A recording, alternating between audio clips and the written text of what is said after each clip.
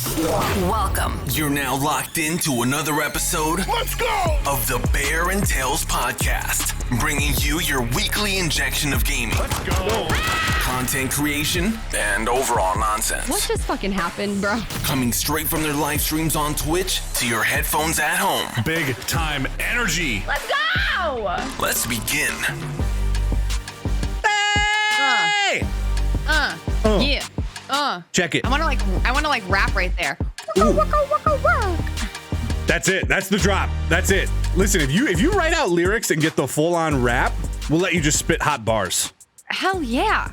I just can't. I can rap other people's raps, but I can't make up my own rap. I can't. I tried. I try to like rap like good with like Pud. See, that's how bad I am. Good.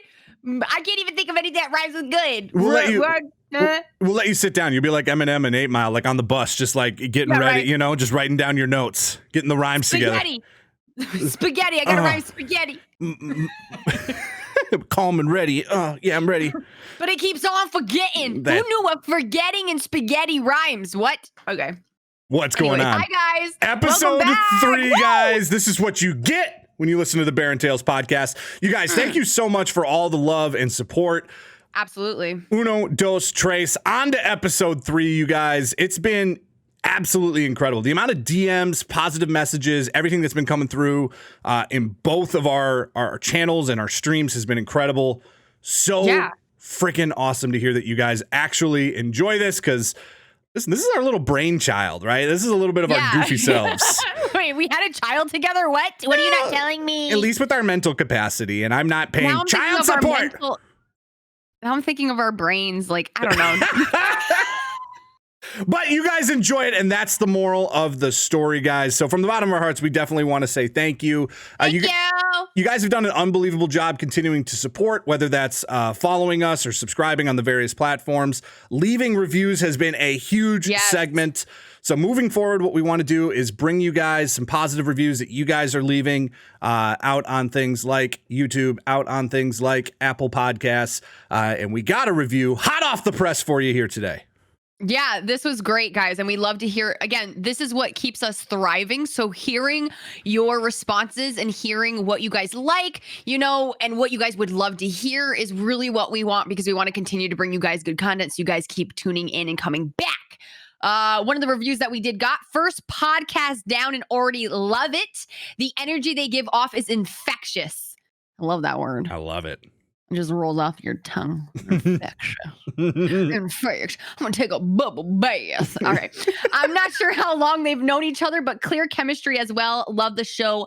5 stars, motherfucker. They didn't say motherfucker. I just put that in there. 5 stars. 5 stars. You guys are so awesome. Seriously. Thank you. And we do want to hear a lot of your guys' feedback. So if you have suggestions of things that you would like to hear as far as segment ideas or things that you would like us to discuss or talk about, feel free to message us out on Twitter, out on Instagram, or leaving us DMs or comments inside of YouTube. All of those are great ways to reach us, and we listen and view absolutely everything you guys say. Please. We love the support, love the hype. Yes. We're going to keep going as long as this train is a-running, and that's... Choo-choo! You saw that coming, didn't you? I did, and I was ready for it. My brain was like, my gears were turning, and you could see I was about to choo-choo the fuck out of it. As we get bigger, we're going to get props, and I'm going to get you one of those like little train whistles that like 6-year-olds. I want a train horn, the one that like Michael Scott has from The Office when he's playing with the little girl's playing with it, and he's like, choo-choo. I'm like, that's so cute. That's what we're going to get. But anyway, so yeah, I mean, how was your week? How did things go? Let us know. Anything you got? Week's been good. So as I've gone full time in content creation, one of the big things that I've really striven. I don't know. Wait, what are you trying to say? What I've tried to do. Don't ask me. I am not good with words. You're not asking the right person. You're not. I can't do words. I listen. All right. Good luck. I done English hey, you know good. Who I ask? Hey Siri. That's what I do. But like my big thing has been trying to find chemistry and group of people that we really just mesh well with. And so specifically like with my evening crew, I have my like OGs, people I've been playing with forever that we vibe really well and can make great content and have fun playing the game. But then during the midday, you know, all my friends have jobs. They're working adults out in the world, and so they're adulting. I needed to. I know, big time people, big important people, lawyers and stuff. I want friends like that. I'd like a lawyer friend, please. Thank you. Just one. But I really tried to find other content creators that make content during the day. And so I've been meshing and mixing and trying to find vibes that make sense. And so I was super stoked because on Thursday we really found a group that just vibes felt good. It was like the first time I've actually had fun. Like, I have fun playing Warzone, but I mean, like, legitimately, like, laughing and having fun and getting back to that kind of, like, kiddish mentality. Because Warzone's just become so tough lately. Yeah. No, I totally get that. And that happened to me, too. And a couple weeks ago, I, like, found a really good group that I vibed with. Not only were we able to laugh and have a good time, but we were actually playing really well together and we got wins, because you always want to bring the wins when you're playing. And if you're not bringing the wins, you got to make it good. You got to play off of each other. The banter's everything. And it's all about vibes, and you have to, just finding that. So I'm happy you found that, because I know that feeling. I know that very, very, very well. Because we talked about this before. Sometimes you're not going to vibe with people, and sometimes you are. Yeah. And it's nothing against them at all whatsoever. It's just, we are the way we are. You're weird. I'm weird. We need weird people. If you're not weird, you're going to be out of place, man. That's just facts. There's also this kind of mentality of just, like, playing with people that understand the game mechanics so well that you don't even have to think about that. Like, me and my OGs, we're not the best at Warzone, right? But we know each other's playstyle because we've been playing with each other for a decade, that we can just go out and have fun and joke around and have goofy conversations as we play. Yes. So when you find something that's organic like that, and specifically with this new kind of group that we were playing with on Thursday, where you just don't have to worry about gameplay. And instead, you can just have goofy conversations or laugh about situations, or, just enjoy it and still, to your point, have success. I mean, that's awesome. It's what I think every content creator strives for. I think that's the reason so many people try to do collaborations, is they're trying to find those people. But so often, I mean, as we've talked about, it has to come naturally. And so when you find it, though, it's awesome. It really does. But it's also, and I want to make this very clear, too, and in regards to that, it's also building friendships, right? And I think a lot of times, yes, you have to look at it from a perspective as the content creator. You have to have good vibes. You have to have high energy. Sometimes if you play with someone that doesn't have that, it's no offense to them. It's really, don't take it personally, but it's just, it has to vibe well with stream. And that's the nature of the beast, man. And that's just, as content creators, that's our responsibility. But at the same time too, it's not all about necessarily content too. It's about building friendships from that. And those friendships being really strong, and people that you hope that you can trust and continue to play with. So it's content. It's a happy blend of content and friendship. But shit happens, and sometimes that doesn't even work out. So I mean, overall, always trying to find good vibes, good people to play with is so important. And then when you have that, you hold on to that, and everything's good. Yeah, I agree. I mean, I was listening to a podcast last week, actually, that was done by another content creator, but during which they were talking about the same type of thing, collaborations, and the guest on it was talking about if you get into those situations trying to make content, like, hey, we're going into this trying to make content, it's really tough to succeed because there's so much pressure. You have to have that natural foundation of that friendship, of those vibes. And from that, content will come naturally. It will just spur, and it'll be organic, which is what you're looking for. Yep, exactly. I agree 100%. What is going on with you? You played a new game. I saw. I know. It was a sponsored stream. It was so much fun. I played Risk of Rain 2. Ooh, tell me about it. This is not sponsored. No. I'm just talking about it. This is not sponsored. No, it was really fun. I love when I get approached by, devs and people and that want me to play a game and see how I like it and stuff, and it's sponsored. It's so surreal to me to get to the point where people are like, yes, like, we want you to play this game for us, and have them approach you. And so it's really exciting, but needless to say, no, it was a really fun game. And I always say this to my people all the time, is that I will never it's not all about the money for me. I won't play a game that I don't think I would have fun playing. Mm-hmm. I will not, even if someone came to me and was like, you know, and like offered me this amount, I won't do it, because I always want to put the content first and my community first. And I'm not going to play a game that I don't think I would enjoy. So I played this game and it was a lot of fun. I'm not gonna Awesome. lie. And you know how I knew it was a lot of fun? Because I got so fucking pissed because I kept dying. And that's how I know I like a game, because I get angry, because that means I'm enjoying it. I want to win. That's how I know. That's what resonates with me when I play a new game. And it's just nice. I'm going to be honest, as a content creator, it is just nice to be able to switch it up and play new stuff. Mm-hmm. And I mean, I know you know this, variety streaming. This we can like dive right into this, because this is a popular topic.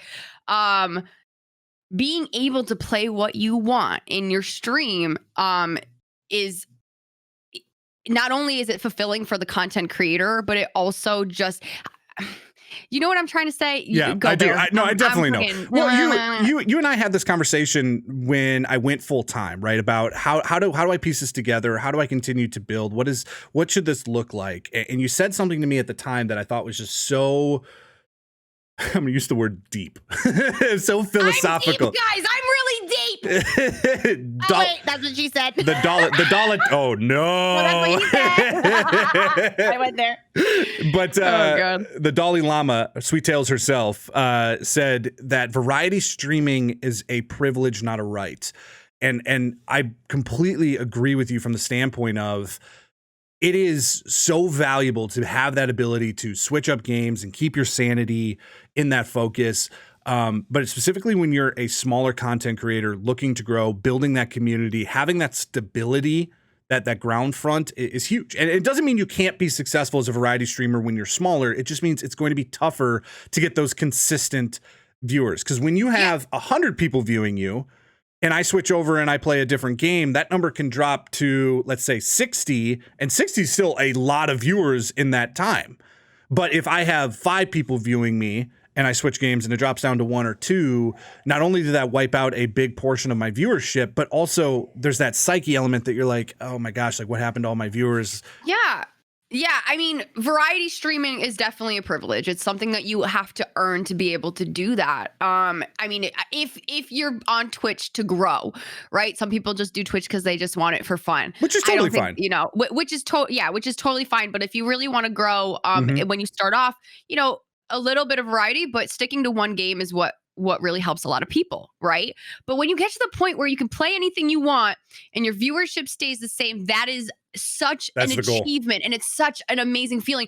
I'm not saying my viewership stayed the same last night, by the way. It definitely dropped off. People, it's not that type of game. They don't want to watch it. It definitely dropped off. And by the end of the stream, it was, you know, it was lower than before, you know, and I'm okay with that though, because I still enjoyed it and I still had fun, and I still, you know, I still was very happy that my main community still stuck around and watched. And that is such an amazing feeling. But yes, variety streaming is a privilege. And I'll say this over and over again, to be able to get to the point where you can play whatever you want and your community stay with you is something you need to earn and something you really need to build to get to that point. It does not just come right off the bat. Mm-hmm. I remember when I first started streaming, Call of Duty, played it all the time. And it's frustrating. I feel bad.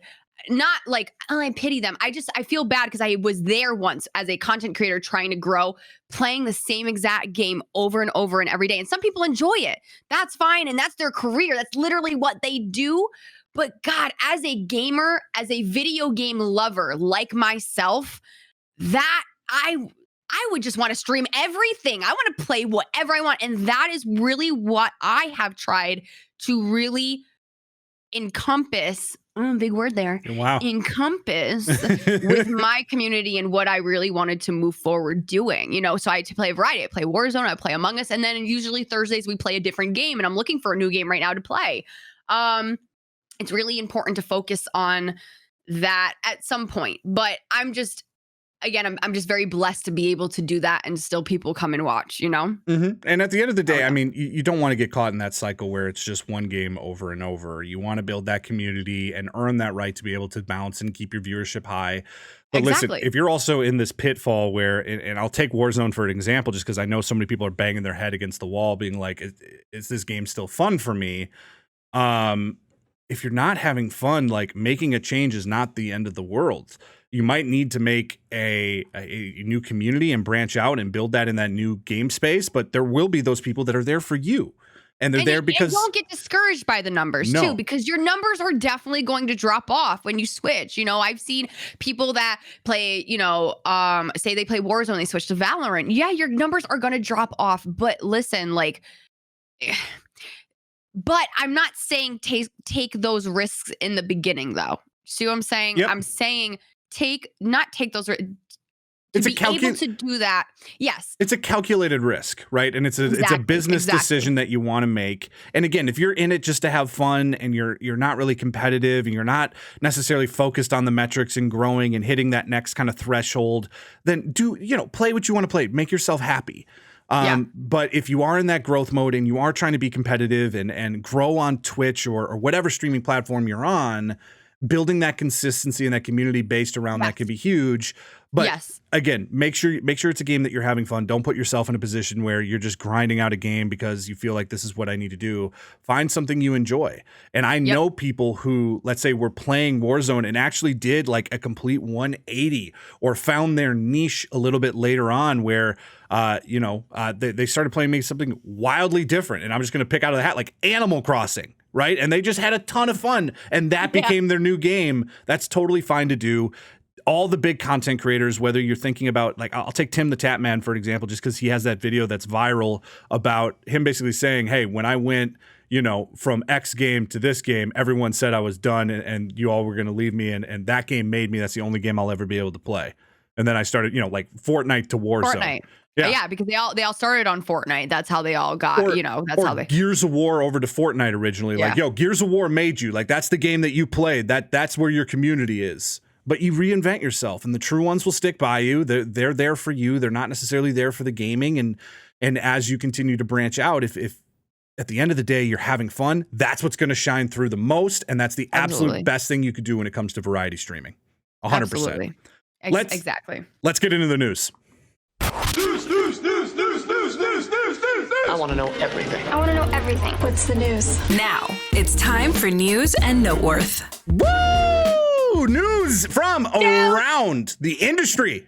We're saying news, not nudes, in case if you guys were mistaken by what was coming out of. Don't send nudes. A few of you have gotten a little aggressive. The DMs are filling up. Please no nudes. Stop. No nudes, please. I don't want any of that. No, thank you. Here's the big thing, or at least the one I want to start with. Go. Zombie Watch 2021 is in full effect. Call of Duty Warzone, the zombies are on the move.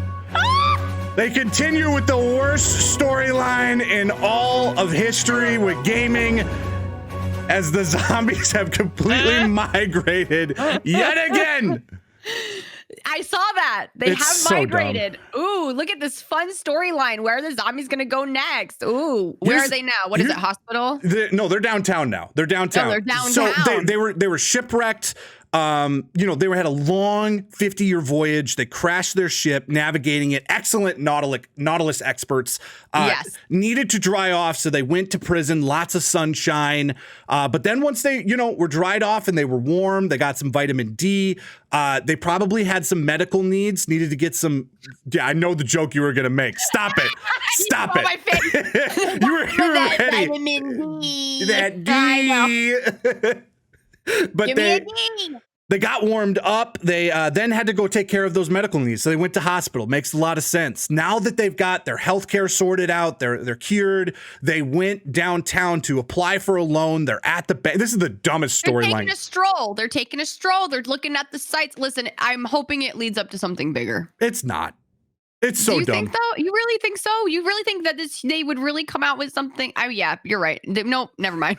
It's so dumb. I mean, it's just, it comes from like if it was, we talked about this on episode 1, but if this was a full on spread of zombies, it would be a very interesting event, but they're not. They're literally migrating. Okay. And the thing here's the thing. Here's the thing. I will bet you $100. Ooh. Here we go. $100.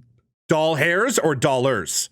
That I will dollars. Okay, Dollar sure. bill, y'all. Dollar bill, y'all. I'll make it rain on ya.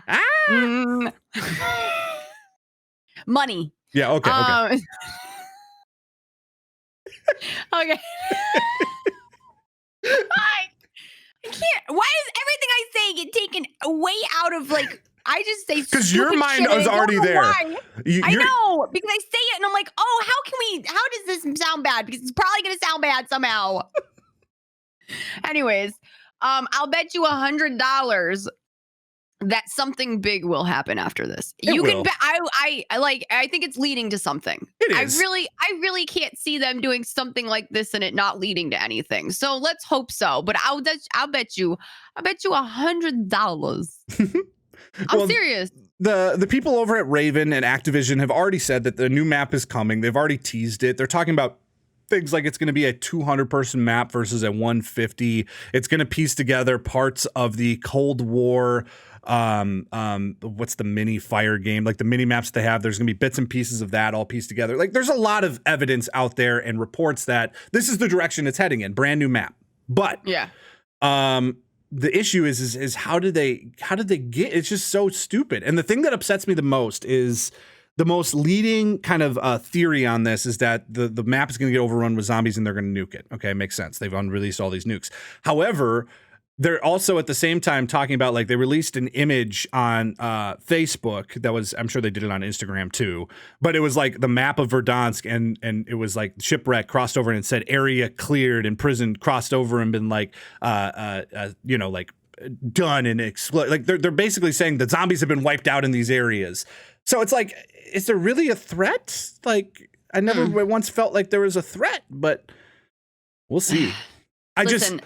They have such an amazing thing they can do here, and they better not fuck it up. Like, think about it.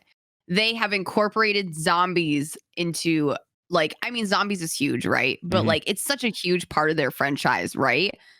So they have such a huge opportunity to do something insanely sick. And let's pray to the almighty gods above, baby Jesus. Please let them take this as a sign that they need to do something so sick. And the thing that's crazy to me is that the Easter eggs that they put into their games, I think are pretty awesome. You know, like the Easter egg with the big teddy bear that came out of the center and the one with the two bears shooting each other. But like, I think it's sick. Like they've come up with some really cool stuff over the years. And I really hope that they incorporate that into this. So I definitely think it's going to be good. I don't see them not when it gets to it. I think they're just trying to lead up to it and they're just being like, but whatever. We'll see. Also in Call of Duty news, they officially announced that the newest one that Sledgehammer Games is working on is going to be returning to World War II, meaning that we are going to go back to a World War II type Call of Duty. What are your thoughts? I loved World War II. Also loved it. And I think people shit on it for no fucking reason. No reason. Everyone's like, it was horrible. I loved the multiplayer maps. I first started streaming on the World War II when that came out, when I first started streaming like 3 years ago. All those multiplayer maps, like team deathmatch. And I had so much fun and I was nasty and it was amazing, like the trenches and all that good stuff. Those are so much fun. And the actual campaign was sickening. And I'm just, anytime Call of Duty comes out with a new game, their campaigns, I feel like are like so underrated. Like people really need to see, like they are so good, guys. Like they could make, like it's its own game, just their campaign itself. So imagine coming out with a BR and its own campaign. But I loved World War II was one of my favorites. The campaign was insane. I love when they bring the famous people in and they do cameos in the end. It was so cool and I loved it. So I'm super excited for. I'm excited for that. Do you know when it's coming out? I mean, it'll probably be around the same time. Like we're looking probably November later this year type thing. Yeah. And I agree with you. I don't get. There's a huge wave of people on social media. Obviously, a lot of these are younger generation, but saying that they would rather stay in futuristic, like modern times are futuristic. And I was like, yo, Advanced Warfare and Infinite Warfare are like two of the worst titles outside of Cold War that Call of Duty's ever produced. Like, you put these stupid jetpacks on and you're wall running and flying around the map. Wait, I liked the jetpack. Oh, it was the worst. I love the jetpack. Pew, pew, It was pew. so dumb. I love shooting people in the air. No, I get that, because I think Call of Duty needs to stay true to its name. And I think it's cool that they played around with the futuristic aspect of it. I wasn't mad about it. I think the campaigns were decent or whatever they had. But I fell in love with Call of Duty with World at War. Mm-hmm. That one hits home for me. That one was that's the first one. Then Zombies came out, and it was just so authentic, and it was just so like takes us back in time and history and lets us live those war, like that's what World War II. World War II, the intro to World War II was, what was it? You were coming up on the bay. What was that big fight that happened? That was D-Day. D-Day, yes. Yeah. And I was crying when I was playing that, because you feel like you were actually there. Like, this is what I feel like Call of Duty is all about. And I want them to stick to that. I am okay with the zombie aspect of it. I know that's a little bit out there. They have to. You know, how many wars can they recreate? How much can they really get into that? But the actual fighting and stuff, I think that's really cool. In regards to like the modern, like I'm open to it. I think there could be they just have to execute it the right way. I liked the jetpacks. I'll be curious to see how it integrates into Warzone, or if they don't touch it, right? There could be a likelihood that they release it just as a standalone game with its own multiplayer, and they just say, hey, it doesn't integrate into Warzone. Obviously, I think that would add complexity. Maybe a couple of the guns transfer over, some of the old school, Tommy gun or shotgun type things, but we'll see. Speaking of zombies, though, Left 4 Dead, one of the highly touted previous kind of zombie games, absolutely defined that entire genre in the gaming community. Sequel Back 4 Blood was announced earlier last year. But they did announce this last week that it will be delayed, pushing back, but the beta is still going to come out this summer. Did you have a chance to play Left 4 Dead at all? No. How many games are there? There's 2 of them. So there was 2 of them. Yeah, and it's hold on. 4 people. You drop into a game with 4. I remember hearing about it. Yes, and it was popular. It's a very popular game. I remember hearing about that. Yes, I never played it, but I definitely remember hearing about it. It was like they had the different characters, like one with a baseball bat, one with yes. That was really big when I first started streaming. I think that was like almost 3 years ago. That would have been about the time. Yeah, that would have been about the time. Okay, I remember that. Yeah. They're coming out with another one. It's delayed, of course. But it's a really fun kind of I'm gonna use the word campy type of game, right? Where you're going in and it's enough difficult gameplay to make it entertaining and competitive, but it's enough nonsense to make it funny, right? As far as how you're killing zombies and how you're being creative. If I think about 3 games that I think defined, and I'm not including Call of Duty zombies, but 3 games that are strictly just zombie games that have redefined the genre in gaming. You obviously have Resident Evil, the GOAT, the OG, the 101. Okay, easy. Biohazard was my favorite. Yeah. Biohazard was so good. And I am excited for the new one to come out. Yeah, I'm super stoked. Then you had obviously the Left 4 Dead series, everything there, and then you had Dead Rising. And Dead Rising was the one where you were in the mall and you got to like pick up all of like the random mall things, and you literally could use anything to kill zombies. Never played that. Holy I never played. buckets. I never played the, what did you say? So Left 4 Dead and Dead Rising were the two. I never played Dead Rising. I think I tried playing Dying Light a little bit. That's a zombie one? Never finished it. That's more competitive, right? And that's more serious.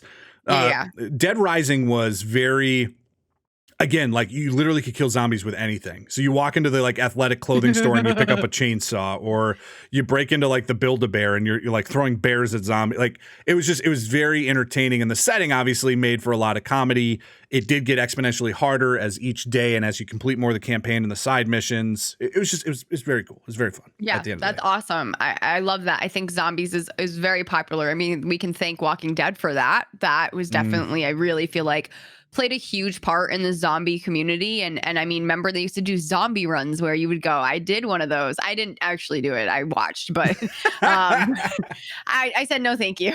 I was not like, I can't do all those obstacle courses and everything. I was like, no, thank you. But I've definitely seen it. And I mean, was definitely like a huge community based like zombies. So it became a culture thing. And it's very popular. And if you're making video games about zombies, of course, like people like those types of movies. They like the apocalypse. I love those type of movies, like when the earth is gonna end kind of thing. Like I know it's weird, but like I really do like end of the world or how life would look like if the world was to end or if the zombie. That's why Walking Dead was so appealing. I love that type of stuff. And I feel like obviously there's a ton of people out there that are kind of like, gravitate to those types of things because it's cool to see how we would live if something was to happen like that. So it's cool that they make a video game. Do you know if it's coming out in VR? I don't know. My guess is eventually. I mean, so many games are starting to go that way, or at least have an element of VR available. Zombies in VR. It'd be terrifying. I would cry. Actually, no, you would cry first because I don't want it. Yeah, you're a bigger baby than me. No, I'm a man. I'm a big tough man. I eat beef and drink beer. That's me. And no, you drink Bloody Marys. Let's get that correct. Out of a straw in the morning. They're delicious. Speaking of things that are cultural and extremely popular, DC Comics, the Zack Snyder cut officially released on HBO Max. I had a chance to watch it, 4 hours long, but I'm going to tell you this. It was the DC movie that fans deserved. Critics thought it was, okay. They said it was better than the one that was released. But wait, hold on a second. Back up. Hold on a second. You want the backstory on this? Please, because there is a Justice League movie that came out. I'm very confused. Let's talk about it. That was the one with Ben Affleck. Yep, exactly. So DC, owned by Warner Brothers, originally was going to release the original Justice League, written and directed by Zack Snyder. Zack Snyder's the same guy who did movies like The Watchmen. He did the 300 series, or the first one, not the second one.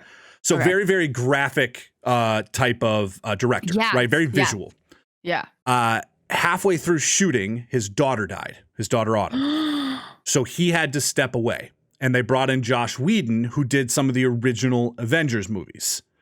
Okay, now Joss has been very, very, I'm going to use the word again, touted, but he produces very good movies. But in this instance, he was kind of inheriting somebody else's project, and it was very obvious that Warner Brothers had their thumb on the project the whole time as far as what they wanted it to And so, that was with Batman. That was the with Flash, Wonder Woman, and Flash. Aquaman, and Cyborg. Yeah, but okay.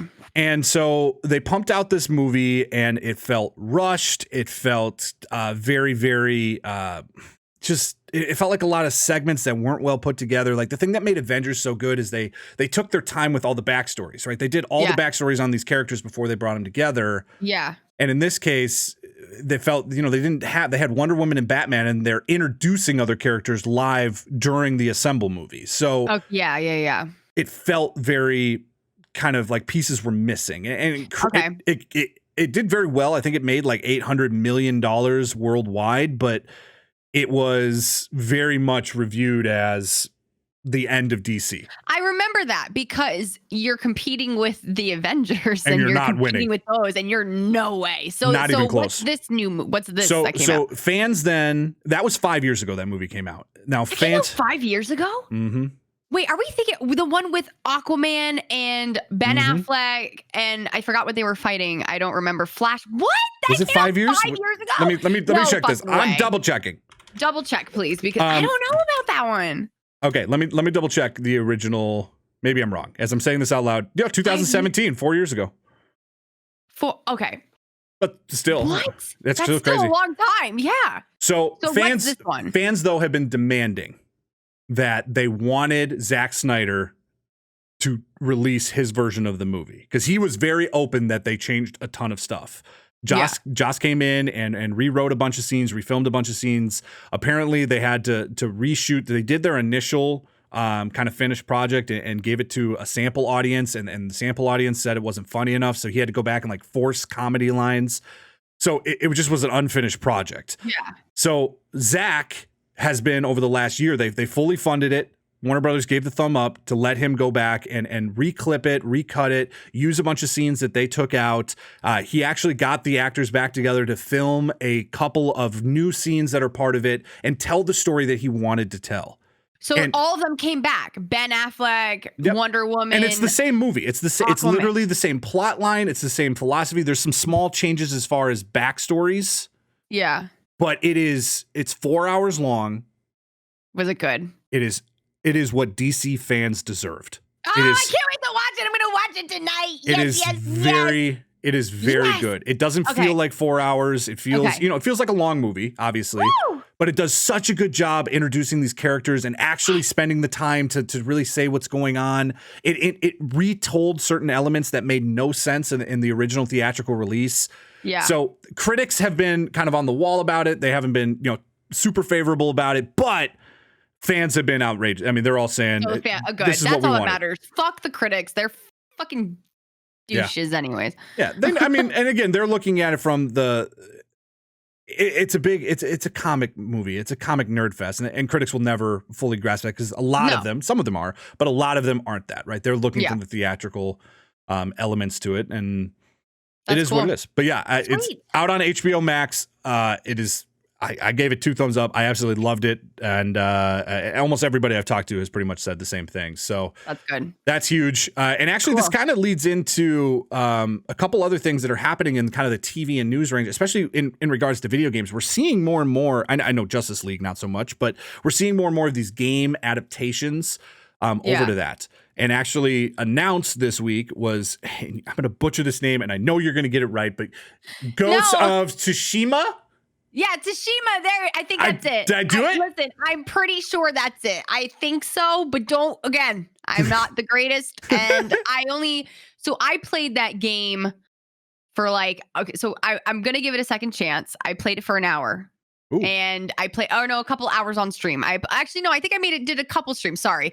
I'm just trying to get this right. And it was just the beginning and I did the first couple missions and I just did not gravitate towards it. I usually do. And maybe it's because I was in a streaming setting, right?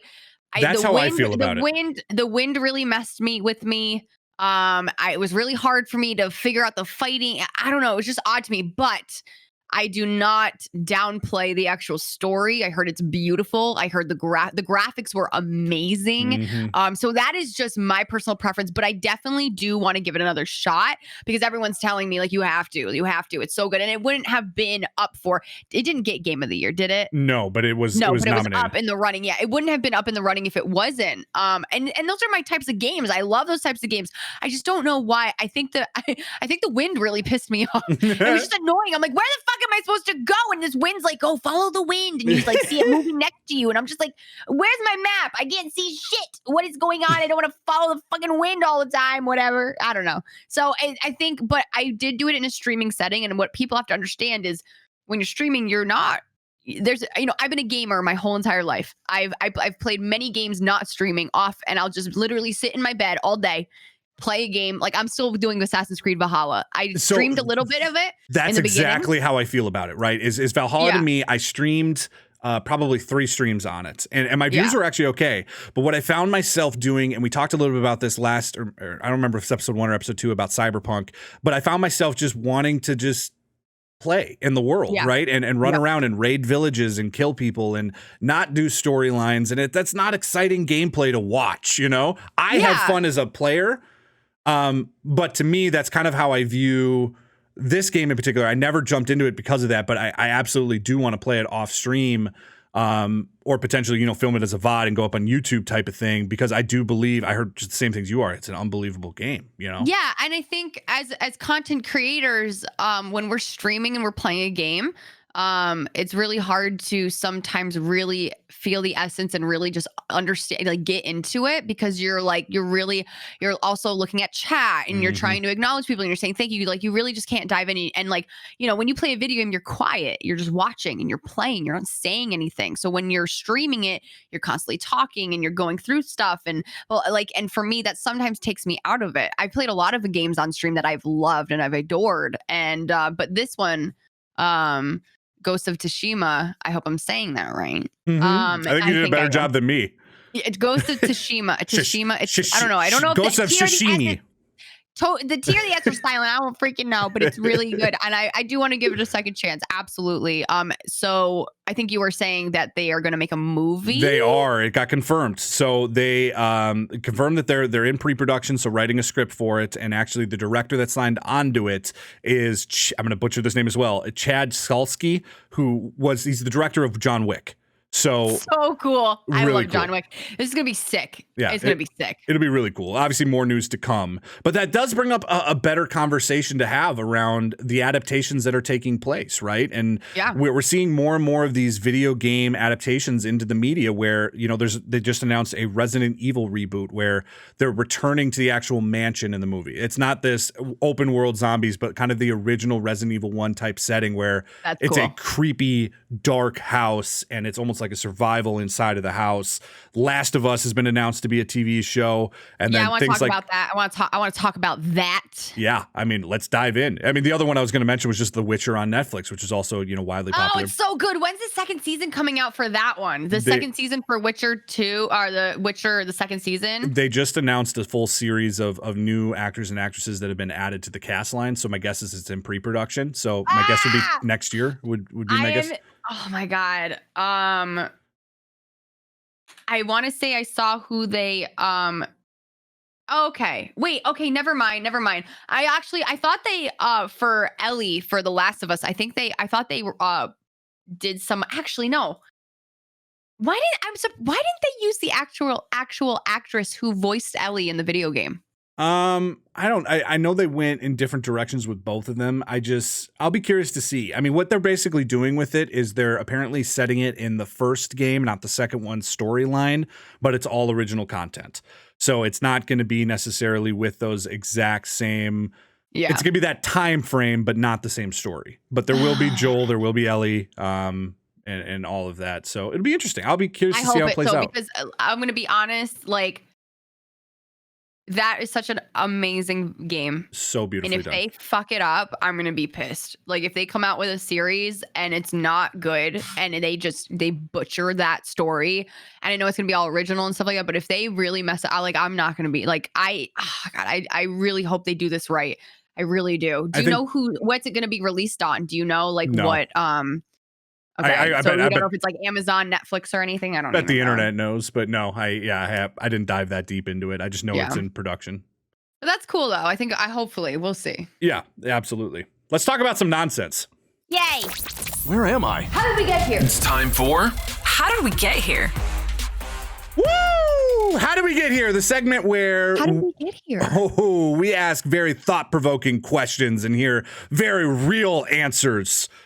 I got some good ones. I don't even want to know what you have. I went to the drawing board. I don't hear these ahead of time, so I don't know what we're about to get into, but let's do it. It looked like a beautiful mind from the outside of my house where I'm drawing on the windows, questions and diagrams. And these are some of the ones I came up with, right? Because, all right, let's go. Because Tails, I think the world wants to know. I mean, just absolutely everybody. If your sheets, your bed sheets on your bed in your bedroom had to be made of a certain type of deli meat, what type of meat are you choosing? First of all, I definitely just ordered more sheets for my bed this morning while I was eating breakfast. So the fact that you've been bringing up my sheets for my bed is blowing my mind right now. All right? Yes. So here's my caveat. They don't ever, they'll never rot, right? So don't worry about that. It's not like it's going to spoil, but you do have to deal with the smell of this meat constantly. Also, bacon. Ooh, is that a deli meat deli though? Meat? I don't think so. Is that deli meat? No, that's something different. That bacon is in a different part. I'm talking about like you went. There's no deli meat that smells good. What the like what? All right. I mean, I'm not bologna. I think I got it. Eat it? Yeah, I think you can eat it. I think so. Yeah, I mean, it's something that I can snack on. Yeah, you're watching the show and you're just ripping off pieces of your blanket and just I'm too cold. What happened to that sheet? Yeah. Oh, I ate half of them. Sorry. Then I would do chicken. I like chicken. Ooh. I'm not turkey. Like I'll do chicken. That's like a dark horse. Are you going like a specific like honey roasted? Yeah, I was gonna say like mesquite roast, buffalo. Like where are we on the chicken spectrum? Honey roasted chicken. I like it. Some chicken. I was thinking ham. I don't know why, but this thought of like that traditional like Oscar Mayer ham. You know, like the square pieces that come in that like. Listen, I know it's not good, but could you imagine a bed full of that like bright pink that thing is? Imagine oh my God. Yeah. Imagine jumping on it. Yes, it'd be like slightly like slick and slimy. Imagine having sex in a bed full of ham. What the fuck? That's a dream. Like after you're done having sex, instead of having to get up and like go get food, you literally could just sit in your bed. I'd be like, and hey, honey, why don't you enjoy a treat and eat a little bit of that? Here, eat the shit. Yeah, eat a little bit of that bed sheet right there. You'll enjoy that. I'll go get us some cheese and crackers, and we'll put it all together, and it'll work great. If your house, speaking of houses and everything going on, if your house had to have a theme song, what would it be? What song would be playing constantly inside of your house, or like whenever somebody walks in?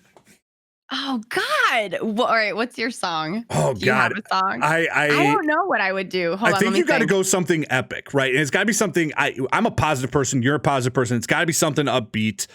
For you, I think you'd go something that you could sing, right? So you want something that you could just rip off. I know you. Yeah, but the song that like is my community and like is what I'm known for. In the beginning of every stream, I start with "Married in Vegas." Mm-hmm. And they're it's such an amazing song. So that song, but if it like for like people, if they were coming over, because that's just like that's just who I am. Mm-hmm. But like if I was to pick like a random song, yeah, I would want something that I could like sing. It would have to be Backstreet Boys. Yo, Something Backstreet Boys. Great choice. Are you going? Absolutely. You're going. I go vintage Backstreet, not new Backstreet. No, but I do like some of the new one. I think it would be what's one of their songs that I really like, because I like them all, but I know all of them. Oh. I am a BSB for life. Fucking sick. Sorry, I'm just kidding. No, I'm not. Backstreet Boys, yeah, hell yeah. It would have to be one of the classics, like Larger Than Life. Larger Than Life. Yeah. Yep. Actually, that would probably be it. Yep. What a bop. What a bop. That'd be hype. Could you imagine like opening your door like to someone's home and all of a sudden you just hear Then life. That drop. I've been running around and you're screaming my name. All right. Like I'm imagining like opening the front door and then like you get that build that's the beginning of that song and then the drop and you just go like sliding in your socks like across the kitchen. Wow. That'd be you. Yes, such a good drop. Ha ha ha! Bow wow wow wow. Okay. I love it. I think for me it would have to be again something upbeat, and I don't know why. I'm just gonna say the first thing that comes to my mind. They tell you trust your gut. I don't know. I want Mr. Boombastic by Shaggy. What song is that? Oh my gosh, Mr. Boombastic, Fele Fantastic.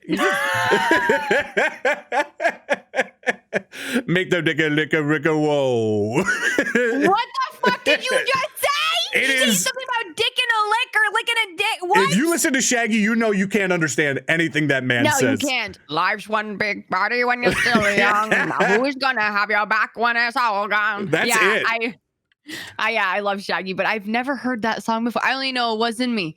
And Angel, you probably know Angel. Oh, Angel. Yeah.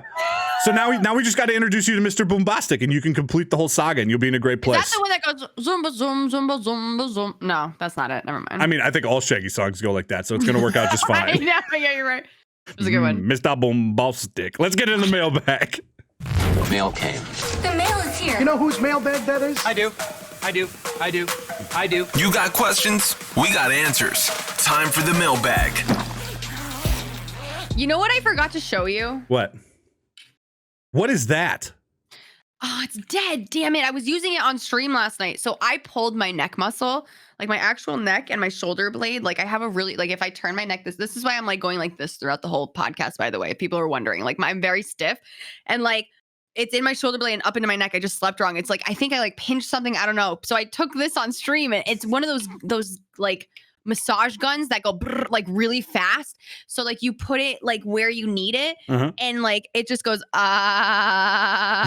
you know. That's a great impression with it not being on, by the way. I know. Did you hear that? I'm very impressed with myself right now. I was amazed.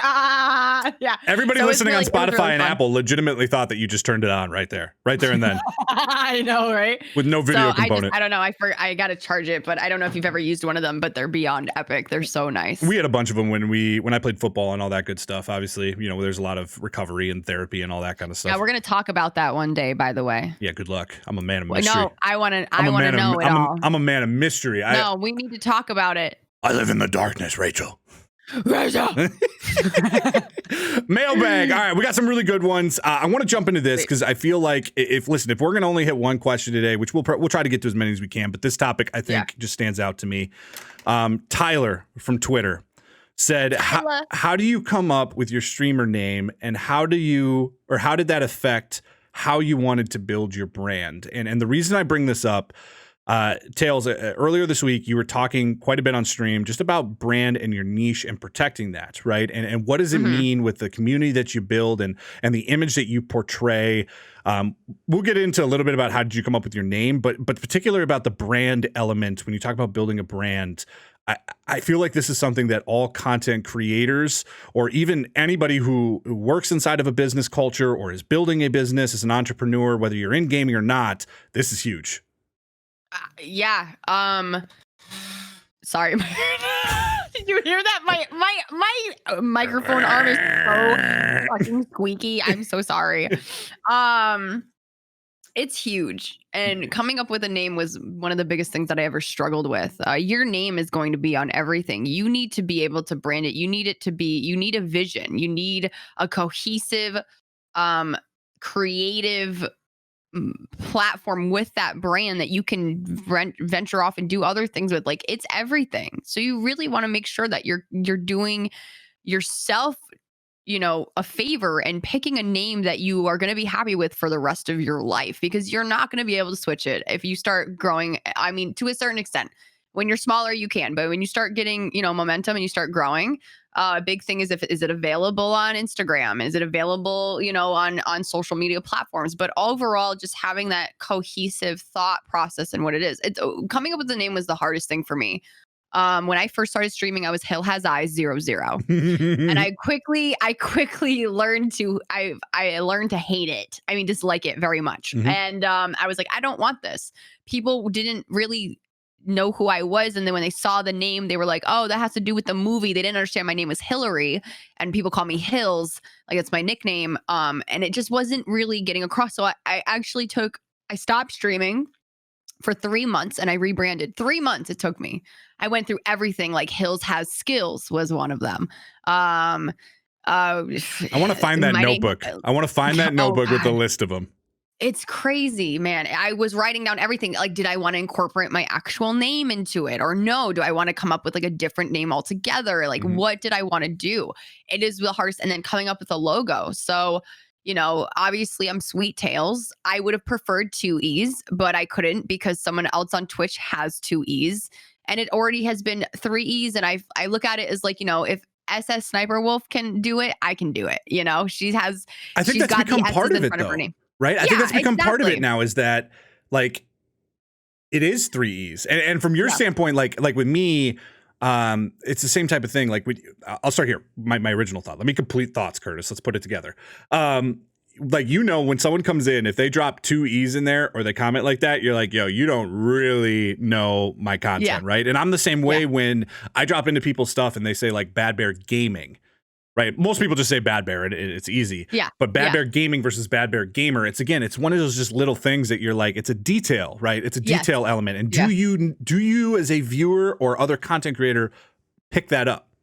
Yeah. Because if you do, I respect you more. I look at that as you're legitimately interested in what I'm doing. If you don't, like when I get a shout out on like TikTok or something like that, someone tags me and they're like, "Yo, Bad Bear Gaming gave me the big raid," and I was like, no, no, you not forgot quite. the ER at the end. No, I'm the same way. If I see someone spell my name with 2 E's, but sometimes I think there's also a language barrier sometimes. So people Yeah, that that's like fair. for me, I think, and I think they're young too. So it's just one of those things where it's like, it does. I would have loved to have 2 E's. It just wasn't available at the time. And I even tried reaching out to Twitch and they're like, no, but I already have all my social media. SWEEETTAILS is already taken with 2 E's on other platforms. I've already branded myself. It's something that sticks with you. It And does.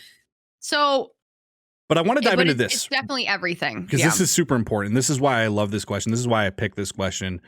When we talk about branding as well, right? Also understand that you're going to attract what you put out into the universe.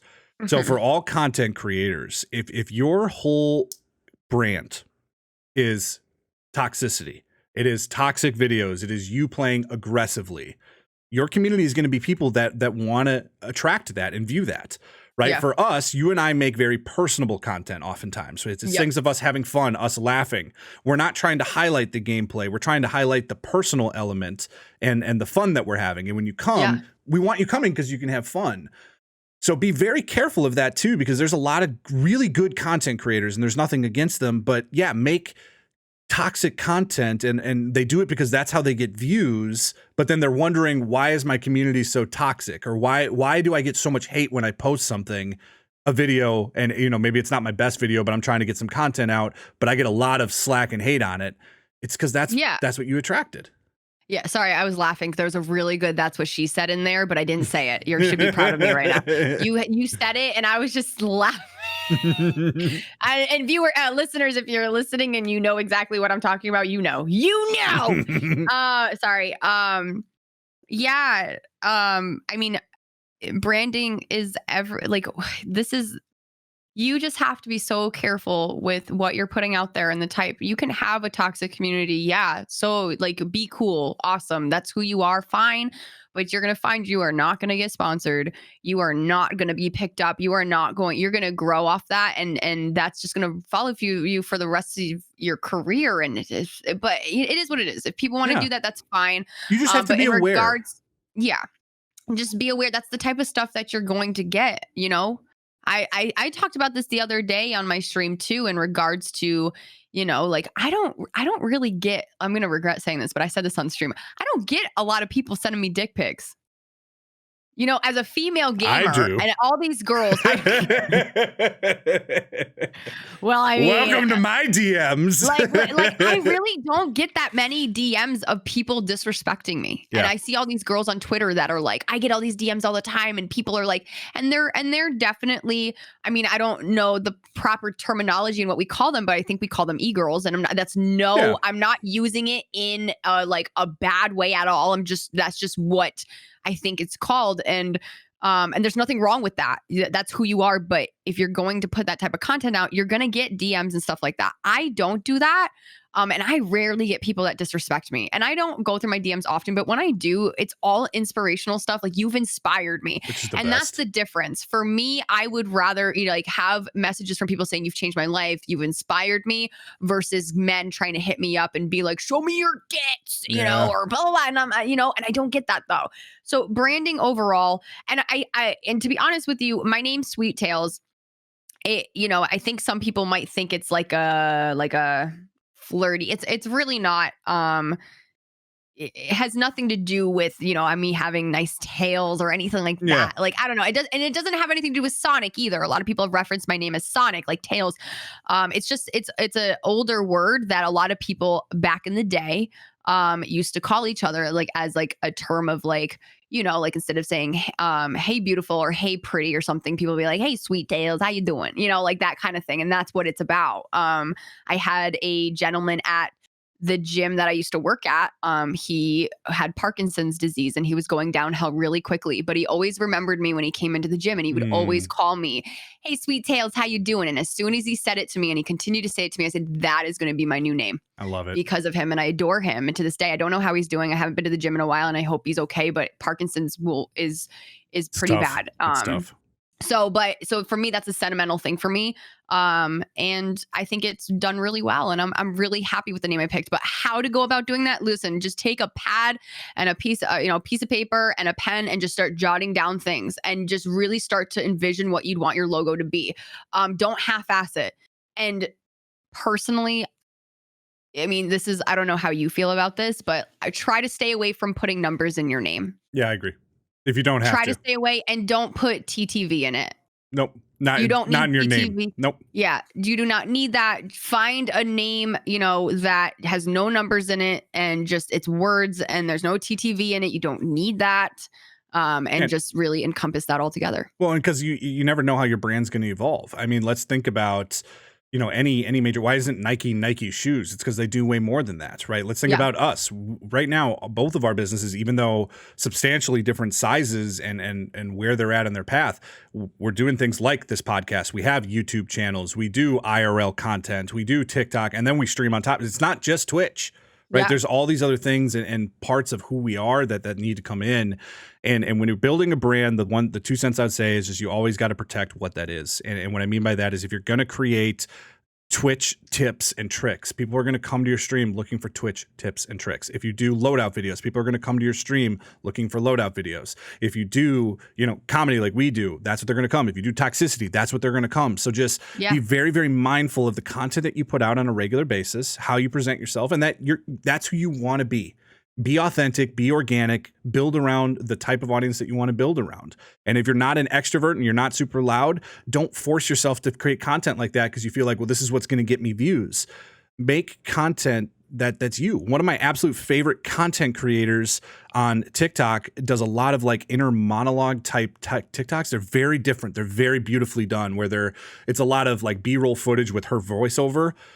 She's got 300,000 views and exploding. She's now partnered on Twitch in her first year. Like she's been taking off, but it's because she didn't try to conform to what other people thought should be successful. She instead defined who is she as a person, as a little bit more introverted, and new to video games in reality, not necessarily been growing up with them. What does that define it as? And again, you just be authentic and organic, and it'll all come naturally. Yeah, and I think it's real quick. I think it's really cool that you can actually like redefine who you are with a different name. We're given these names at birth. Like my name's Hillary, and like that's what my parents gave to me. This is a chance for you to really, really create something of your own. And it's cool. I'm not saying it's like a different persona because it's not, because it's really who we are, but it's your personality that's going to come through in your name because it's representing you. And it's just really cool, and have fun with it. Just really have fun with it too. Yeah, I completely agree. Guys, that's going to wrap up episode 3 of the podcast. Again, thank you guys so much for all of your love and support. Make sure to follow us on all of our socials. We're out on Twitter, Instagram, and live out on YouTube. Also, make sure to drop a review, you guys. That helps us just continue to get discovered. It helps review. A ton. It definitely helps us, absolutely. And even commenting and liking the YouTube videos and stuff and sharing it with your friends because we want them to hear us too. Tell your buddies, tell your mama, we are here to stay. You guys, I appreciate you. Until next time, make sure you're all staying safe, staying happy, and happy gaming, guys. Bye. Bye, guys. Bye. That was another episode of the Bear and Tails podcast. You want more? Oh my God, I would love some. I need it now.